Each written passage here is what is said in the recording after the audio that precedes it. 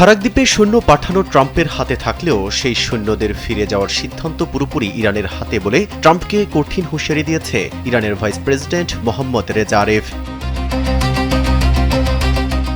পারস্য উপসাগরের কৌশলগত জ্বালানি কেন্দ্র খারাকদ্বীপ নিয়ে মার্কিন প্রেসিডেন্ট ডোনাল্ড ট্রাম্পের হুমকির মুখে এই পাল্টা হুঁশিয়ারি দিয়েছে ইরান। তেহরান সাফ জানিয়ে দিয়েছে, মার্কিন সৈন্যরা যদি ইরানের প্রধান তেল টার্মিনালে পা রাখার দুঃসাহস দেখায় তবে তাদের জীবিত ফিরে যাওয়ার কোনো পথ থাকবে না।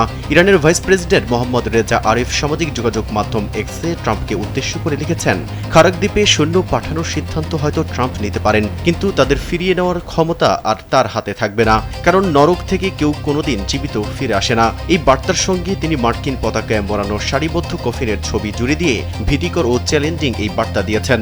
সম্প্রতি ট্রাম্প ইরানের অর্থনীতির প্রাণভোমরা খারাকদ্বীপের তেল ও বিদ্যুৎ অবকাঠামো সম্পূর্ণরূপে নিশ্চিহ্ন করার হুমকি দিয়েছিলেন। এরপরই ট্রাম্পের এই হুমকির পাল্টা হুমকি দেন মোহাম্মদ রেজা আরেফ।